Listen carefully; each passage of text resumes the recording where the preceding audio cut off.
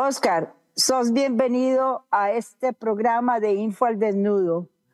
Te paso la palabra y el micrófono. Muchas gracias, Xiomara, por la presentación y sobre todo muchas gracias a Info al Desnudo y a vos, Xiomara, por la invitación. Gracias también al señor Anthony y del Pino que está coordinando estos eventos. Realmente muy complacido de poder compartir con ustedes algunas ideas en torno a la problemática que nos aqueja hoy en día y bueno, hablamos de las luchas de América Latina, pero las luchas de América Latina creo que resumirlas en 15 minutos es muy difícil, ni siquiera podríamos resumirlas en 1, 2 o 3 horas, sino es una lucha de larga duración, son 500 años de luchas en América, en lo que podríamos entender geográficamente lo que es América Latina. Entonces, para no quedar debiendo, ¿verdad? Quisiera más bien hablar en torno a algunas categorías de cómo entender esas luchas que se han dado en América Latina, que son categorías precisamente de larga duración y de una disputa de larga duración.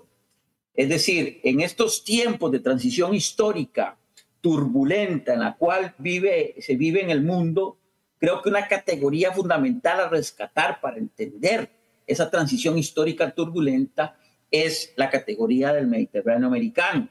Y un Mediterráneo americano que está en una disputa de larga data, de larga duración, ¿verdad?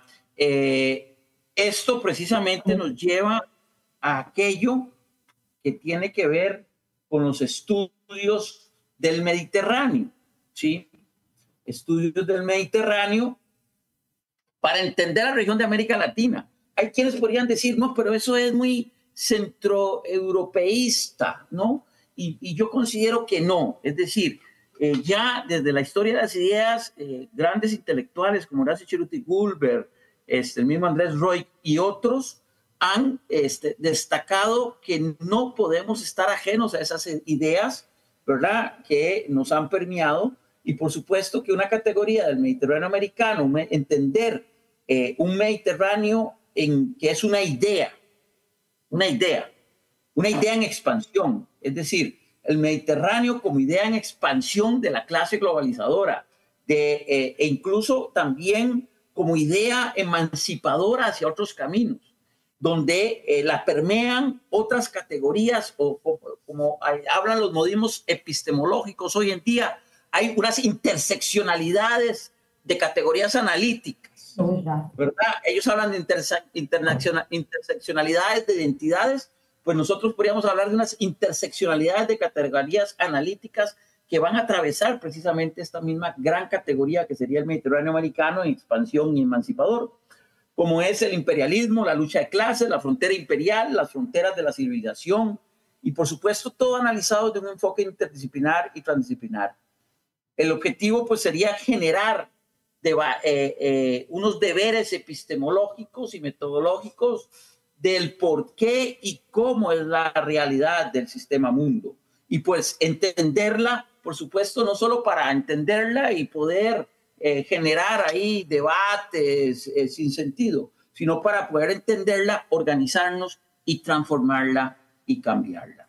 ¿No? Pues desde ese debate en torno a esta idea del Mediterráneo que nos llega como la idea del Mediterráneo americano que fue definida por Alexander von Humboldt ya hace bastante tiempo y que es retomada por grandes teóricos geopolíticos en planes imperiales, por supuesto, ¿verdad? Y en estas ideas de expansión y que van a configurar nuestros países como esos mediterráneos, siguiendo la escuela de Jan Kiniewicz, este gran intelectual polaco, fundador de la Facultad de Artes Liberales y que también fundó el Seminario Permanente sobre Debates del Mediterráneo. Ese deber epistemológico y metodológico nos lleva a debatir y poner en entredicho los tradicionales discursos relacionados a la figura de los estados, ¿verdad? En América Latina sabemos que hay muchos estados que no se les podría considerar fallidos, se les podría considerar como muy exitosos en el proyecto de estado que fueron pensados por sus élites, o estados racistas, estados excluyentes, estados que marginan y que explotan a sus habitantes para el beneficio de unas élites, ¿verdad? Eso lo han querido, digamos, disfrazar como estados fallidos, cuando en realidad son estados exitosos en ese proyecto de estado. Un estado totalmente racializado, excluyente, explotador, ¿verdad? Por eso hay que cuestionar también esos discursos. Y, por supuesto, crear nuevas agendas eclécticas que no sean carentes de posicionamiento político ideológico. La ciencia no es inocente, la ciencia no es ingenua. La ciencia se construye desde un posicionamiento político ideológico. Y entonces tampoco como latinoamericanos podríamos desligarnos de ese hacer ciencia sin tener ese posicionamiento político ideológico claro. Es decir, eso es un deber epistemológico y metodológico que debemos de tener a quienes nos dedicamos a las distintas ciencias, desde las ciencias, llamados como una sola categoría, una sola cultura, ¿verdad? Y ese deber epistemológico y metodológico nos obliga a tener un constante debate teórico, político, espacial para definir un camino dialéctico y particular de América Latina como un proceso histórico en construcción, transformación y contradicción permanente desde precisamente esta categoría que yo les traigo hoy para debatir, que es la idea de ese Mediterráneo y Mediterráneo americano. Como deber epistemológico surge la necesidad de retomar el debate entre el capitalismo y el socialismo real, que está ausente en muchas narrativas, en muchos discursos, en muchos espacios académicos, pero también espacios no académicos, donde carece la discusión de que ambos proyectos fracasaron y que están totalmente ausentes de esas discusiones. El debate es en torno a categorías banales desde una perspectiva occidental en cualquier espacio. Es decir, el debate radica en democracia. El debate está siempre en el desarrollo. El debate siempre está orientado a los derechos humanos. ¿Los derechos humanos para quién y para qué? Y el debate siempre está en todos estos espacios, ¿verdad? Permeado por bienestar social. Son términos que se venden como valor universal, que lo único que hacen es legitimar las intervenciones, el control de los países. ¿Por qué? Por los recursos naturales. Estas categorías son unas trampas epistemológicas. Por eso es ese deber epistemológico y metodológico al cual quiero llamar la atención. Es debatir y poner siempre en entredicho estas categorías de que son percibidas como valores universales, como bien he dicho. Entonces, nos llevan a una necesidad, la necesidad de explorar y consolidar un nuevo contrato social entre el ser humano y nuestra madre tierra, con el apoyo, por supuesto, de los enfoques interdisciplinarios, transdisciplinarios, que lograrían integrarnos espacialmente para crear espacios justos, equilibrados, donde surja y pueda permanecer conceptos como el buen vivir, el vivir sabroso de toda la humanidad. De allí que es necesario e imperante crear e imaginar un nuevo espacio de la relación entre una bioética operacional, entre una ecología operacional, entre una política operacional, una geografía política operacional, una historia operacional, una biología operacional, una pedagogía operacional y otras disciplinas en este enfoque interdisciplinar que actúen desde eso que Braudel planteaba como esa historia operacional del mundo.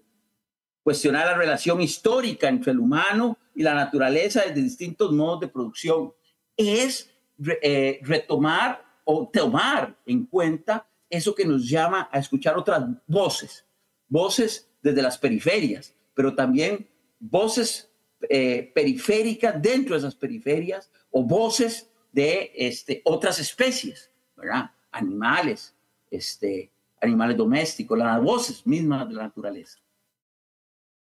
Esto nos lleva también a plantear cosas importantes dentro de lo que se ha denominado como cartografías del poder.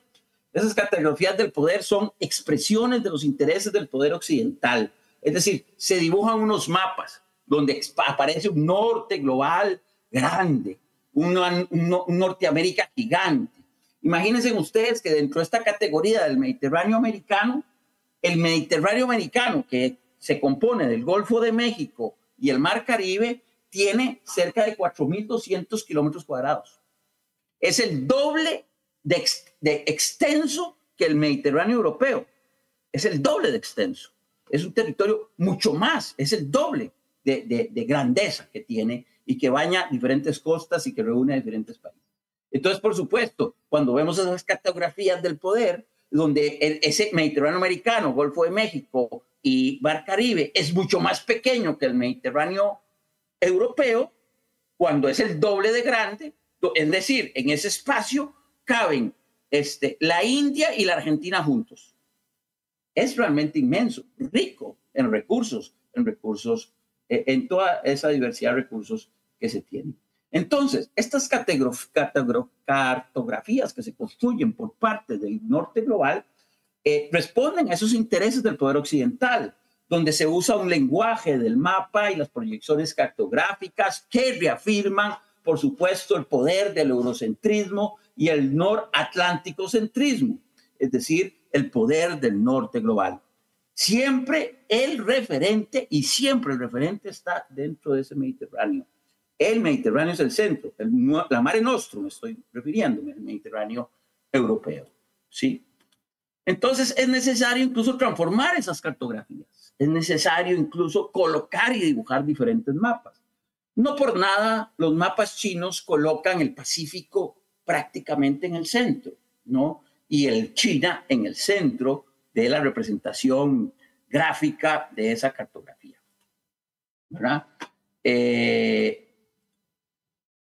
Importante también es entender que esos otros mares, esos otros Mediterráneos, y yo he trabajado en un poco lo que es el Báltico como un Mediterráneo más, ¿verdad? Pero no solo el Báltico, tenemos el Mar Negro, la Mar de China, etcétera, que también se comportan de la misma forma.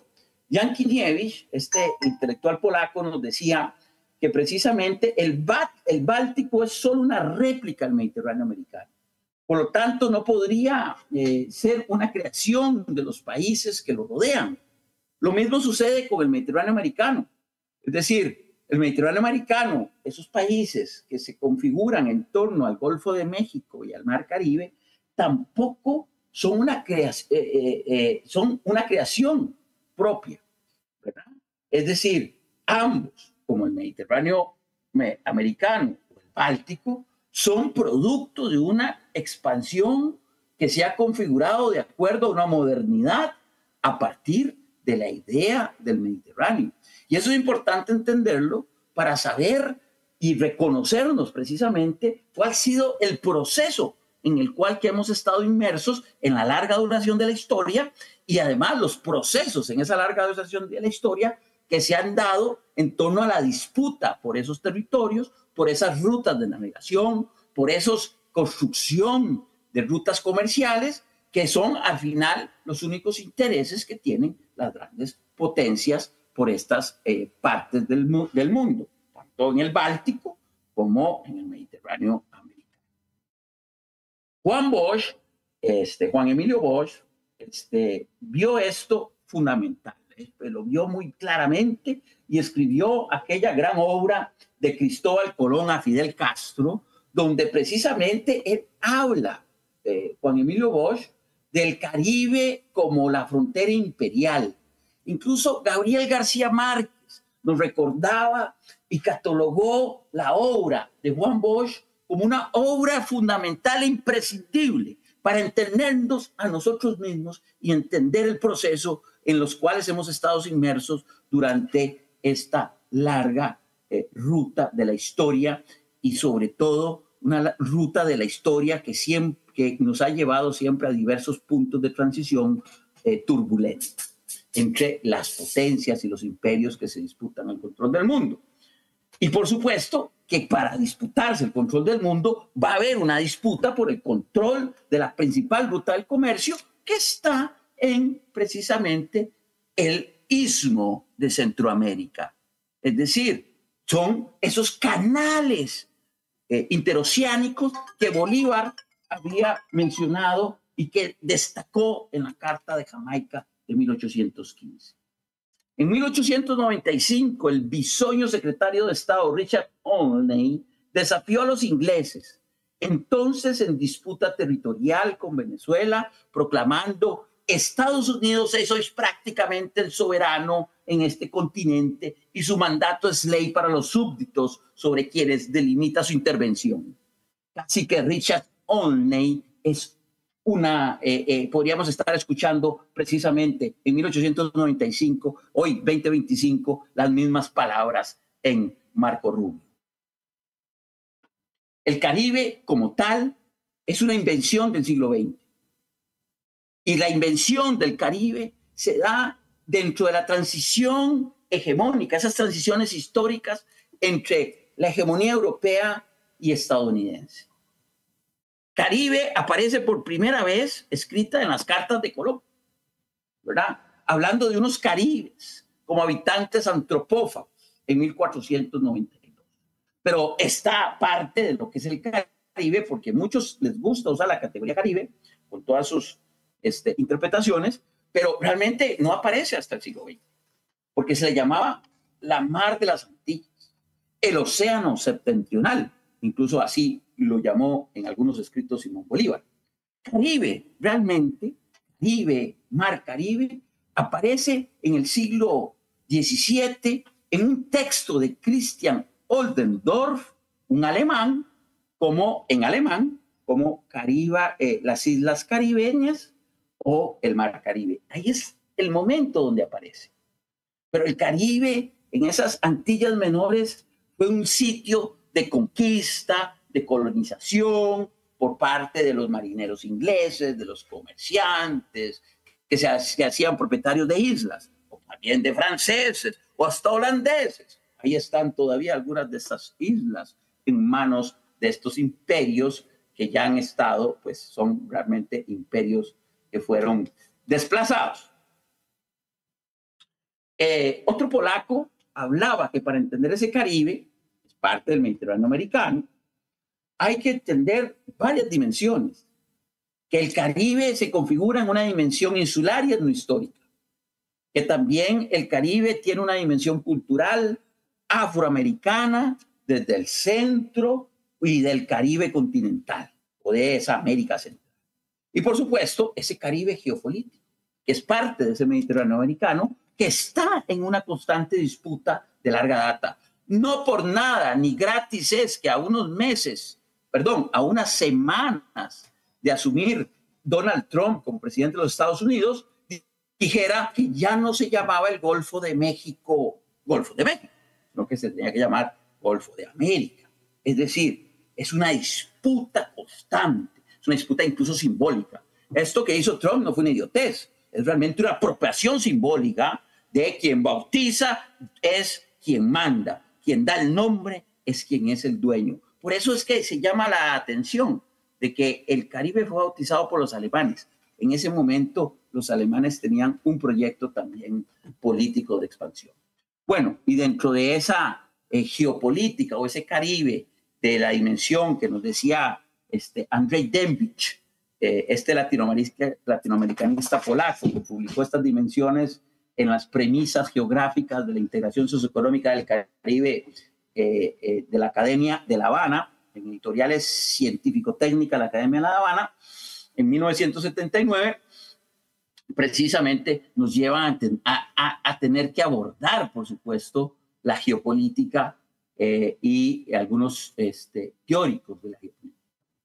¿Verdad? La geopolítica, entonces, hay que entenderla como eso que explora el poder político y el espacio geográfico, donde establece métodos para que el poder de un Estado pueda controlar el territorio, influencia la política internacional y la política exterior de otros estados. La geopolítica estudia el poder, pasado, presente y futuro, y hay, digamos, varias escuelas, las escuelas, digamos, en las cuales podríamos preocuparnos más, pues son la escuela anglosajona, la escuela rusa y, por supuesto, la escuela latinoamericana, que establece, digamos, algunos parámetros, categorías y perspectivas desde el sur global. Algunos clásicos, Mackinder, por ejemplo, un geógrafo inglés que enfatizó precisamente el aspecto terrestre del dominio y el control del poder de lo que se conocía como la isla de poder o el corazón de la tierra. Sería quien dominara dominara el mundo, quien dominara esta parte de la tierra. Nos referimos a Rusia, por supuesto, ¿verdad? En esa geopolítica clásica inglesa. Y que ahí mismo Spikman pues va a hablar sobre un corredor, un cinturón de rotura en la área, en Asia, esa influencia del centro de poder de la Tierra, o el corazón de la Tierra, o la isla de poder, que hay que estarla desestabilizando si alguien controla esa isla o se desestabiliza para tratar de controlarla, y eso nos hace entender precisamente el porqué de la guerra en Ucrania y la constante desestabilización en Medio Oriente que rodea precisamente en el mapa, pues podemos ver cómo rodea esa isla del poder.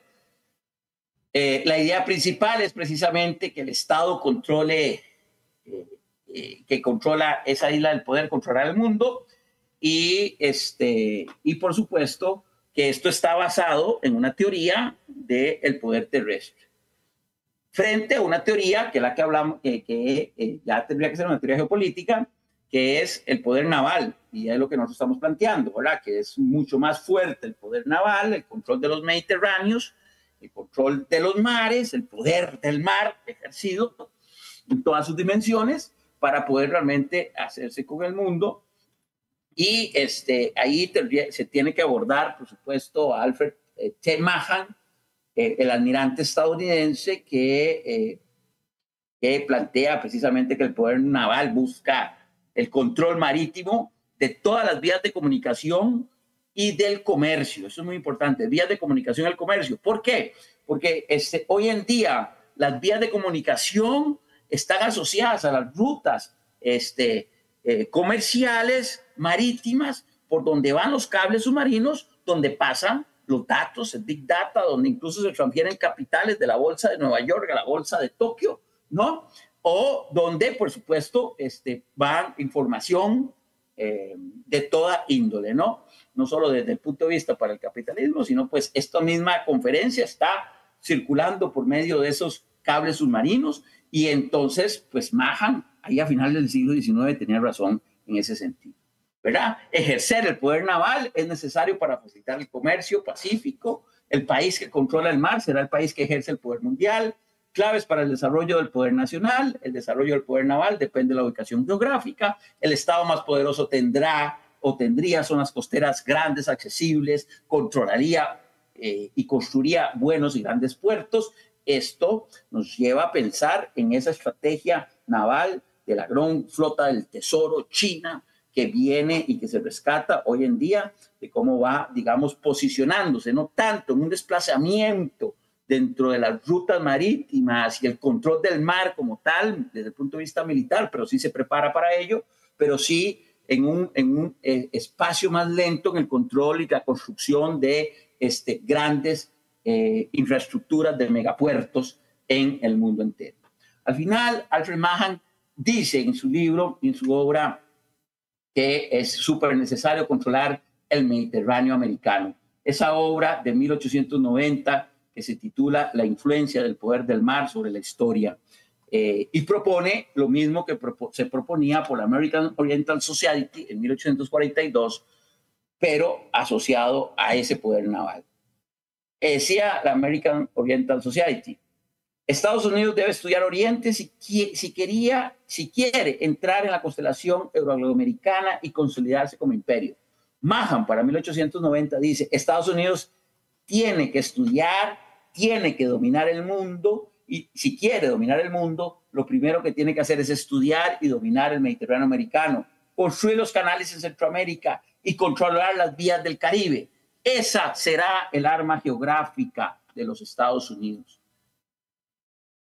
Si vamos a los mapas de la cobertura naval de Estados Unidos, vamos a poder ver precisamente cómo eso se asocia a bases militares. Por eso quería proyectarles un poco algunos mapas, pero ya lo haremos en alguna oportunidad, y que está asociado precisamente al control de las rutas comerciales del transporte del petróleo, de todas las mercancías, asociado al Mediterráneo americano, Océano Índico, Báltico, Mar de China, Mediterráneo americano, canales interoceánicos en el Istmo Centroamericano, y por supuesto que eso pues, nos lleva a un mundo real que vivimos, que es un mundo de transición histórica turbulenta, donde lo que hay es un mundo de guerra, ¿verdad? Una disputa por los imperios que se quieren repartir el mundo, en una decadencia y agonía bastante larga, ¿verdad? Pero muy peligrosa por parte de uno de los imperios, y que